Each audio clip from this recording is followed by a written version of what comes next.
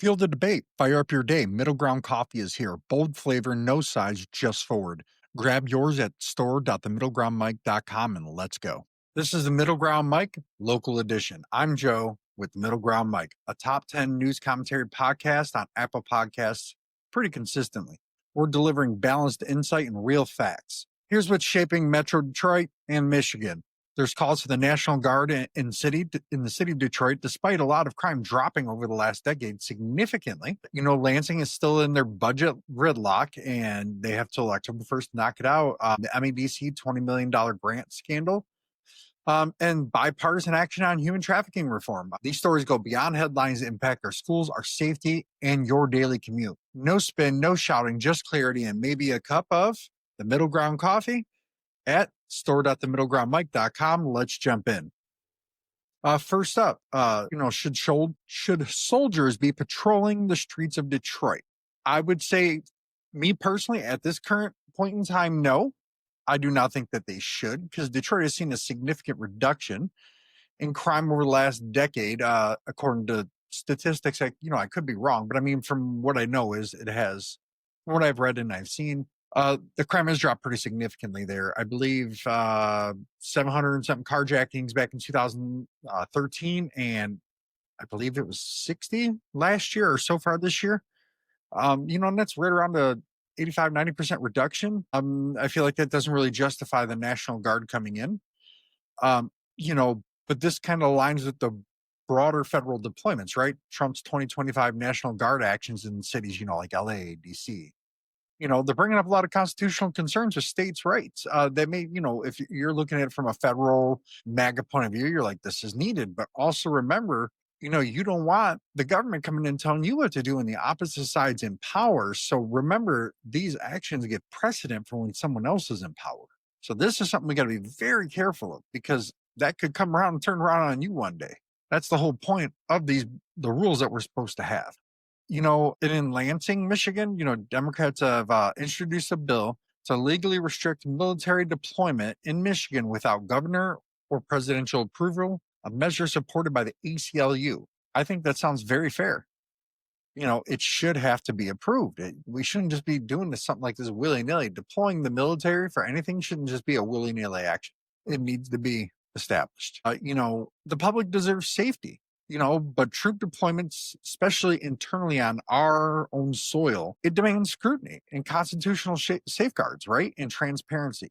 We got to make sure those things are in place, because it can get very dangerous. Lansing is still budgetless. What's at risk if they drop the ball, right? The constitutional deadline in state of Michigan is October 1st. Without a deal, a lot of decisions will be pointed directly towards the governor. So she'll be able to do things at will. Not everything, right? Just certain actions, and depending on who you are, that could be a bad thing or a good thing, depending on how you view her, which means it's going to be a partisan issue rather than everybody trying to come to the middle and being willing to give something up. The House passed a budget that trims the budget by about $5 billion, cuts a lot of jobs, eliminates DEI initiatives, slashing public health, water safety programs, including $200 million from eligible, and weakening PFAS protections, and that's all stuff that's very dangerous when you're doing it, right? You got to be very, very measured if you want to cut back on that stuff. It's just not something you want to do willy-nilly. You kind of move that over to education, right?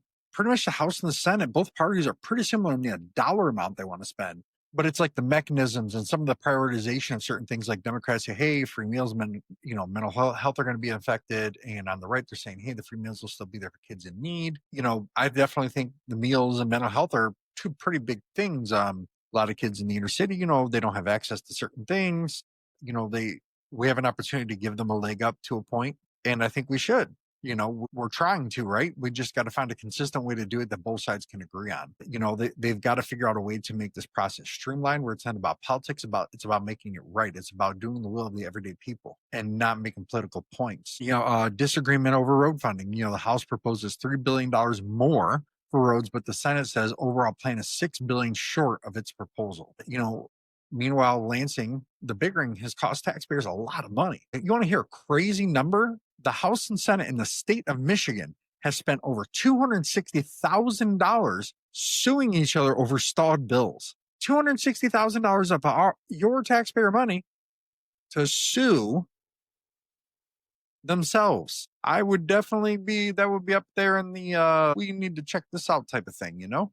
Michigan families rely on predictable school and infrastructure funding, not constitutional showdowns. Everybody's got to compromise. Things got to give. Each side's got to find that one thing that they're going to, okay, grit your teeth. You really don't want to do it, but if that can trigger that, boom, if you can get 90% of what you want, it's a lot better than getting zero, and we got to remember that, because whether you're a Democrat or Republican, the opposite side still occupies the same dirt as you. They still walk the same streets. They still go to the same jobs. So we've got to be willing to work with those people, because we still live and exist with them.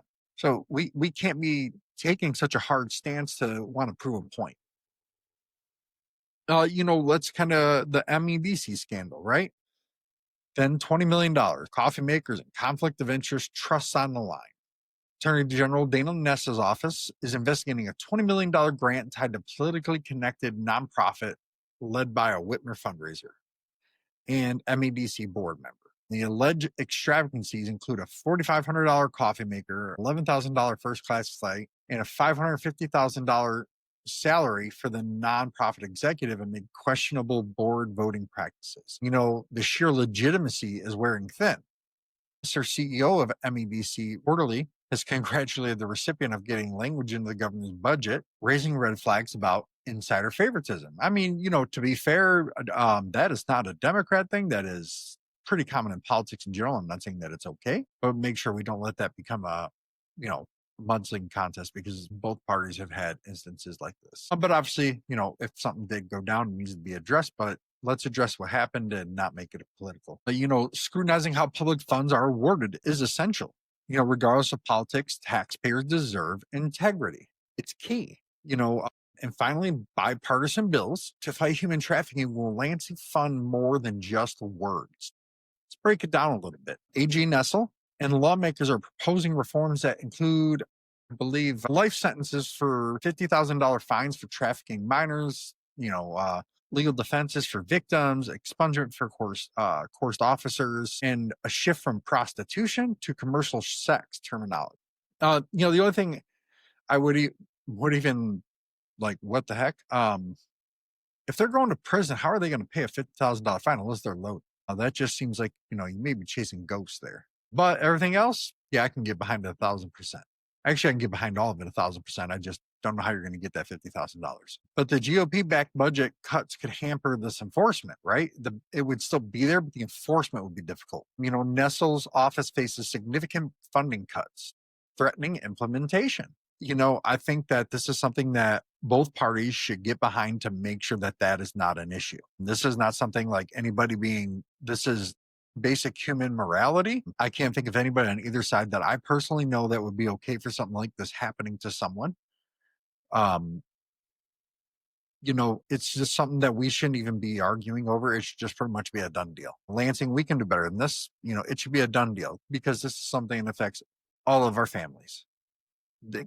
People who kidnap and do these things, the trafficking, they don't choose you based on Democrat or Republican or Libertarian. They choose you for different reasons, and it's just sick and vile, and we shouldn't even have to debate this. There's no debate. These protections are vital, but bold laws fall flat if the agencies can't enforce them. Obviously, things always need to be measured, right? I stress measured, middle ground. But we've got something like this. A human being trafficked is a non-negotiable. There is no wiggle room there. This is basic, this is basically protecting our own people, protecting young women, young men, protecting everybody. Shouldn't even be a debate. Thanks for joining us today, everybody. If you can, from guard deployment and budget standoffs to grant scandals and trafficking reform, these things aren't just stories. They shape the daily life of all Michiganders, including me, especially the education. And for analysis that skips the extreme, sticks to the middle, subscribe to us on Apple Podcasts. Leave us a review if you could. I would greatly appreciate it. Spotify or Patreon for bonus episodes. Remember, clarity starts with your morning cup of coffee. Grab some middle ground coffee. My wife loves it. I love it. My friends love it. We're going to be putting out some promo videos on this, reviews from people that have tried it. Go buy yourself a bag at store.themiddlegroundmike.com. Don't forget to sign up for our newsletter there. Strong, fair, and grounded in Michigan. No left, no right, forward. This is the Middle Ground Mike.